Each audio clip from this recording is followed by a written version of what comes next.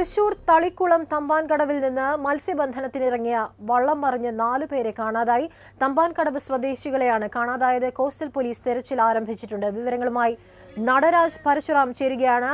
നടരാജ്, ഇവർക്ക് വേണ്ടിയുള്ള അന്വേഷണം ഏത് രീതിയിലാണ് പുരോഗമിക്കുന്നത്? കാണാതായ വള്ളത്തിൽ ഉള്ളവരെ കുറിച്ച് ലഭ്യമാകുന്ന വിവരങ്ങൾ എങ്ങനെയാണ്? സ്വദേശികളായ കുട്ടൻ, സുബ്രഹ്മണ്യൻ, ഇക്ബാൽ, വിജയൻ എന്നിവരെയാണ് കാണാതായിരിക്കുന്നത്. ഇന്ന് പുലർച്ചെ 4 മണിയോടുകൂടിയാണ് ഇവർ എന്നൊരു ബോട്ട്, ഫൈബർ വള്ളം, അതിൽ മത്സ്യബന്ധനത്തിന് പോയത്. രാവിലെ 8:30 വള്ളം മുങ്ങി എന്നാണ് അറിയാൻ കഴിയുന്നത്.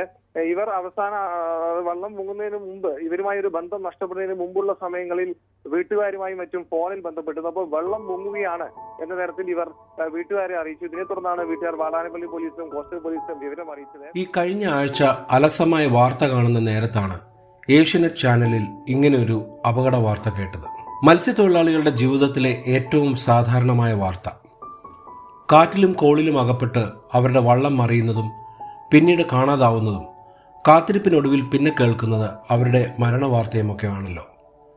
തൃശൂരിൽ തളിക്കുളത്തെ 4 മത്സ്യത്തൊഴിലാളികളുടെയും അവസ്ഥ അതുതന്നെ ആയിരിക്കുമല്ലോ എന്ന് തന്നെയാണ് ആലോചിച്ചത്.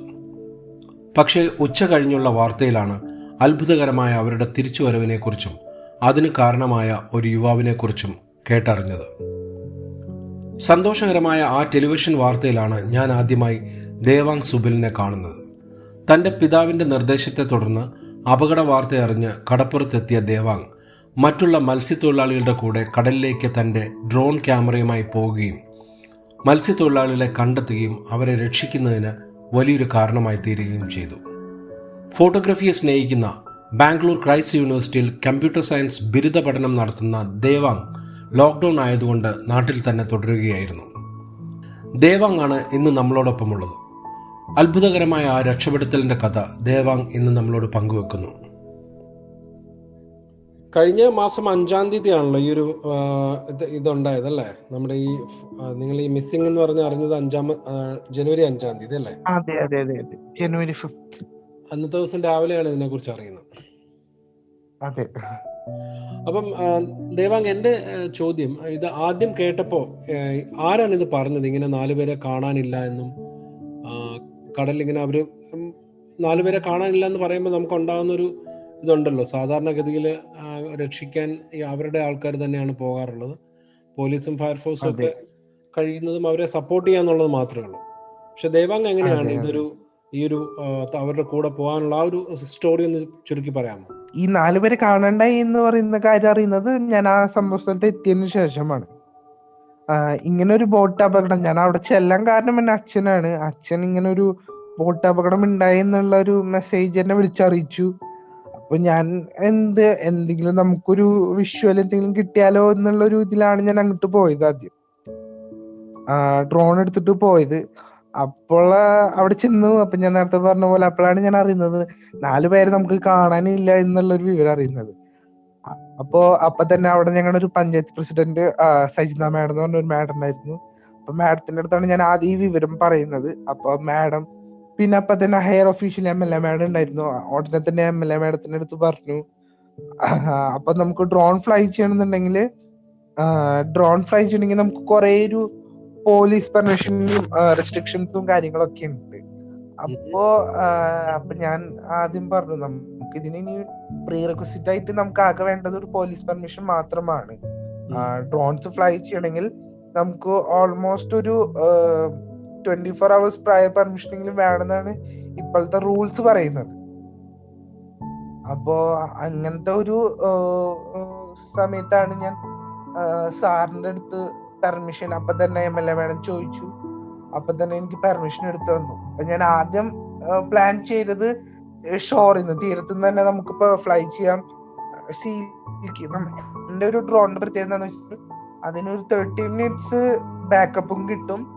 ഓൾമോസ്റ്റ് ഒരു 8 to 10 kilometers എങ്കിലും നമുക്ക് ഡിസ്റ്റൻസ് നമുക്ക് ഫ്ലൈ ചെയ്യാൻ പറ്റും. അപ്പോ നമുക്ക് അത്രയ്ക്കൊരു ഇത് കിട്ടുന്നുള്ള, ബാക്കപ്പ് കിട്ടുന്നുള്ള എന്റെ ഒരു ട്രസ്റ്റ് കൊണ്ട് ഞാൻ ആദ്യം വിചാരിച്ചത് ഷോറിൽ നിന്ന് ഫ്ലൈ ചെയ്യാം. പക്ഷെ ഞാനൊരു ഏകദേശം ഒരു ആവറേജ് ലൊക്കേഷൻ അവരുടെ അടുത്ത് ചോദിച്ചപ്പോ അവർ പറഞ്ഞത് ഒരു 20 കിലോമീറ്റേഴ്സെങ്കിലും അവർ ഉൾക്കടലിലാണ് ഈ സംഭവം നടന്നിരിക്കുന്നത് എന്നുള്ള ഒരു രീതിയിലാണ് അവർ എൻ്റെ അടുത്ത് പറഞ്ഞത്. അപ്പൊ നമുക്ക് ഒരിക്കലും ഡ്രോൺ ഇവിടെ നിന്ന് ഫ്ലൈ ചെയ്യുന്നത് നടക്കാത്തൊരു കാര്യമാണ്. അപ്പൊ അത്രയും ദൂരം നമ്മൾ പോവാന്ന് പറഞ്ഞിട്ടുണ്ടെങ്കിൽ അത് ഭയങ്കര റിസ്ക് ആണ്. അത് ചിലപ്പോ എത്തില്ല, എത്തിയാൽ തന്നെ നമുക്ക് അത്ര ടൈം അവിടെ സ്പെൻഡ് ചെയ്യാൻ പറ്റില്ല സെർച്ചിങ്ങിന് വേണ്ടിയിട്ട്. കാരണം ഇവിടുന്ന് അവിടെ പോണ ടൈം വരെ നമുക്ക് വേസ്റ്റ് ആണ്. അങ്ങനെയുള്ള ഒരു സമയത്താണ് ഒരു പ്ലാൻ വന്നത്, നമുക്ക് ബോട്ടില് അവിടെ പോവാം. അതാവുമ്പോ നമുക്ക് നമ്മുടെ കൺട്രോളർ നമ്മുടെ കയ്യിൽ നിൽക്കുകയാണെങ്കിൽ നമുക്ക് പെട്ടെന്നൊരു വാസ്റ്റ് ഏരിയ സെർച്ച്, ഒരു വൈഡ് ആയിട്ടുള്ള ഒരു വൈഡ് സ്പ്രെഡ് സെർച്ച് നമുക്ക് പോസിബിൾ ആയിരിക്കും അവിടെ പോയിട്ടുണ്ടെങ്കിൽ. ഇവരൊരു ഏകദേശം ലൊക്കേഷനിൽ പോയിട്ടുണ്ടായിരുന്നു. അങ്ങനെയാണ് ബോട്ടിൽ നമ്മൾ പോവാം എന്നുള്ള ഒരു പ്ലാൻ നമ്മൾ ഇട്ടത്. അങ്ങനെ ആ പ്ലാൻ പ്രകാരമാണ് പോയതും അവർ നമുക്ക് രക്ഷിക്കാൻ പറ്റിയത്. അല്ല, അപ്പോൾ അവിടെ ചെന്നപ്പോൾ നിങ്ങളൊരു 10 കുറേ കിലോമീറ്ററുകൾ അകത്തേക്ക് പോയി കാണുമല്ലോ എന്തായാലും. അപ്പോൾ ആ സമയത്ത് ഈ സ്ക്രീനിൽ നിങ്ങൾ ഈ സെർച്ച് ചെയ്യുകയും അവരുടെ വളരെ ചെറിയ രീതിയിലാണല്ലോ അവരെ സൈറ്റ് ചെയ്യുന്നത്. അതെ, വളരെ ഒരു നമുക്ക് ജസ്റ്റ് ഒരു ബ്ലാക്ക് സ്പോട്ട് പോലെ നമുക്ക് കാണുന്നുണ്ടായിരുന്നുള്ളൂ.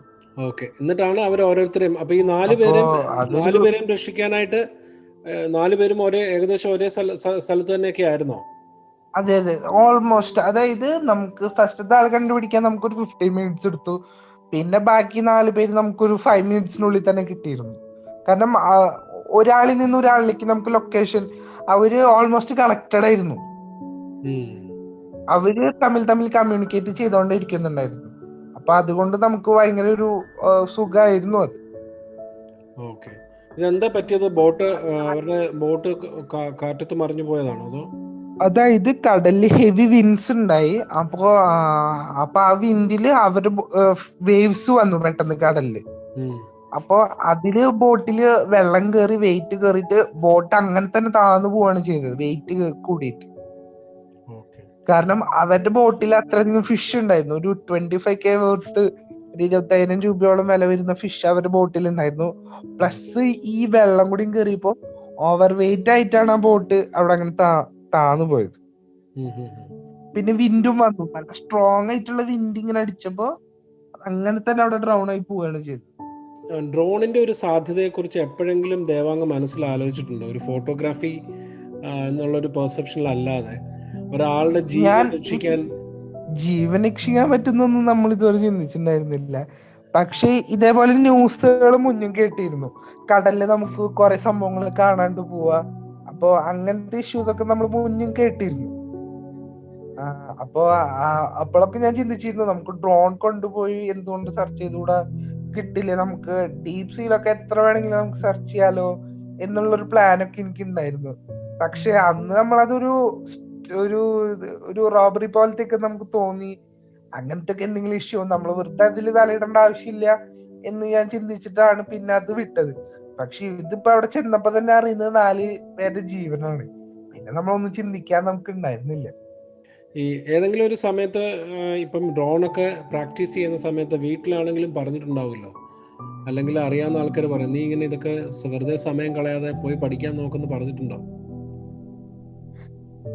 ഇല്ല, വീട്ടിൽ എനിക്ക് എപ്പോഴും ഭയങ്കര സപ്പോർട്ട് ചെയ്യുന്നുണ്ട് ഫോട്ടോഗ്രാഫിയോട്. അത് എനിക്ക് ഉണ്ടായിരുന്ന ഒരു പാഷനായിരുന്നു. അപ്പൊ എന്നെ ഡ്രോൺ മേടിക്കാൻ എനിക്ക് സപ്പോർട്ട് ചെയ്യുന്നത് അച്ഛനമ്മയും തന്നെയാണ്. ക്യാമറയിലും എല്ലാത്തിനും സപ്പോർട്ടീവ് ആയിട്ട് തന്നെയാണ് എനിക്ക് എല്ലാവരും ഇപ്പോഴും നിന്നിട്ടുള്ളത്. ഇപ്പൊ ഇവൻ സ്കൂൾസ് ആയാലും ഇപ്പൊ ഞാൻ പഠിക്കുന്ന കോളേജ് ആയാലും എല്ലായിടത്തുനിന്നും എനിക്ക് വളരെയധികം സപ്പോർട്ട് തന്നെയാണ് കിട്ടിയോണ്ടിരുന്നത്. സാർ, എനിക്കൊരു കാര്യം കോട്ട് ചെയ്യാനുണ്ട്. ഞാൻ എൻ്റെ ഒരു ഭയങ്കരമായിട്ടുള്ള എന്നെ ഇൻഫ്ലുവൻസ് ചെയ്തിട്ടുള്ള സ്വാമി ചിന്മയാനന്ദ. ഞാൻ ചിന്മയ ഇൻസ്റ്റിറ്റ്യൂട്ടിലാണ് പഠിച്ചത്. അപ്പൊ ചിന്മയാനന്ദയുടെ ഒരു വലിയ വേർഡ്സ് ഉണ്ട്, youth are never useless, they are used less എന്ന് പറഞ്ഞിട്ടുള്ളത്. അവരൊരിക്കലും ഉപയോഗശൂന്യമല്ല, അവരെ ഉപയോഗിക്കാത്തതാണ്.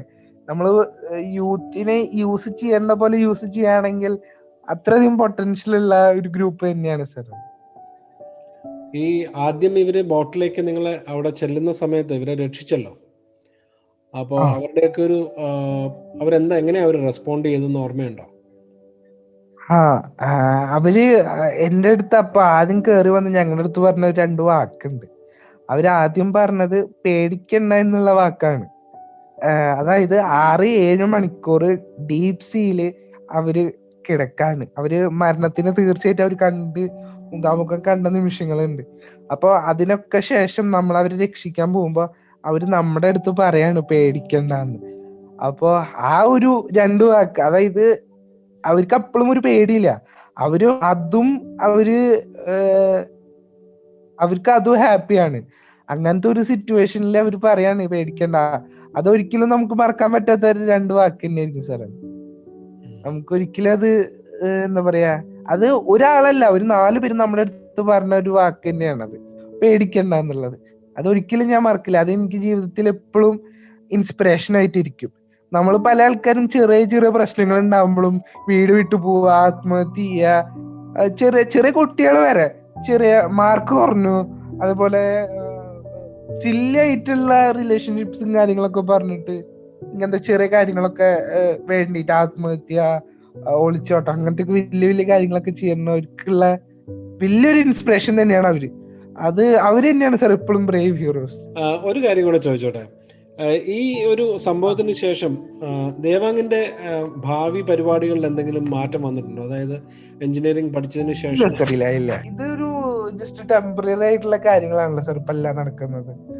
ന്യൂസ് ആയാലും മീഡിയ ആയാലും എല്ലാരും ഇപ്പൊ ഭയങ്കരമായിട്ട് കൺഗ്രാജുലേഷൻസും കാര്യങ്ങളൊക്കെ വരുന്നുണ്ട്. അതൊക്കെ വെറും ടെമ്പററി ആണ്. അതില് എന്റെ പ്ലാനിൽ എനിക്കൊരു മാറ്റില്ല. ഇപ്പൊ എന്റെ ഉള്ള ഒരു വലിയൊരു കൺസേൺ എന്താന്ന് വെച്ചിട്ടുണ്ടെങ്കിൽ, ഇപ്പോ കുറെ ആൾക്കാർ വീട്ടിലേക്ക് വരുന്നു, നമുക്ക് അവരുടെ അടുത്ത് നോ പറയാൻ പറ്റുന്നില്ല. കാരണം അത്രയും അവര് സ്നേഹം കൊണ്ടാണ് വരുന്നത്, നമ്മുടെ അത്രയും ബന്ധുക്കളായിട്ടുള്ള ആൾക്കാരാണ് വരുന്നത്. അപ്പൊ നമുക്ക് വർക്കിനും കാര്യങ്ങളൊക്കെ പോവാൻ അതൊരു കുറച്ചൊരു ബുദ്ധിമുട്ടാവുന്നുണ്ട്. അപ്പൊ അതാണ് എന്റെ ഒരു ഇപ്പോഴത്തെ ഒരു കൺസേൺ, വേറെ ഒന്നുമില്ല. സോ ഭാവിയിൽ അപ്പം ഇങ്ങനെയുള്ളൊരു റെസ്ക്യൂ പ്രോഗ്രാം ഒക്കെ ഡിസൈൻ ചെയ്യുന്ന ഒരാളായിട്ട് മാറണം, അല്ലെ അതിന് ടെക്നോളജി ഉപയോഗിക്കുന്ന ഒരാളായി മാറണം, അങ്ങനെയൊക്കെ എന്തെങ്കിലുമൊക്കെ ആഗ്രഹം ഉണ്ടോ?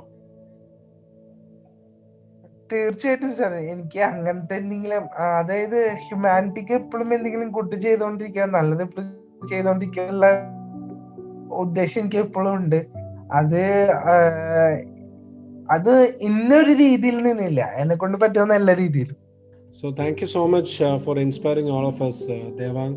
വളരെ ചെറിയൊരു കോൺവെർസേഷൻ ആണ്, പക്ഷെ നമ്മളെപ്പോഴും ചെറിയ കുട്ടികൾ, അതായത് ചെറിയ പ്രായമുള്ള ആൾക്കാർ നമ്മളെപ്പോഴും പറയും അവര് പഴയ പോലെ അല്ല, അവർ മൊബൈൽ ഫോണിൽ കളിച്ച് നടക്കുകയാണെന്നൊക്കെ പറയുമ്പോൾ നമുക്ക് ദേവാങ്ങിനെ പോലുള്ള ഒരിക്കലും അങ്ങനെയല്ല. നിങ്ങളെപ്പോലുള്ള ആൾക്കാർ സമൂഹത്തിനും രാജ്യത്തിനും തന്നെ വളരെ അഭിമാനകരമായ കാര്യങ്ങൾ ചെയ്യുന്ന ആൾക്കാരാണ്. ഈ ഒരു അപകടം ഉണ്ടാവാൻ തന്നെ വലിയൊരു കാരണം എന്താന്ന് വെച്ചിട്ടുണ്ടെങ്കിൽ, സേഫ്റ്റി എക്യുപ്മെന്റ്സ് അവർ യൂസ് ചെയ്യാത്തായിരുന്നു. ഈവൻ അവരുടെ ബോട്ടിൽ അവർ അത് ക്യാരിയെങ്കിലും ചെയ്തിട്ടുണ്ടായിരുന്നെങ്കിൽ ഒരു പക്ഷേ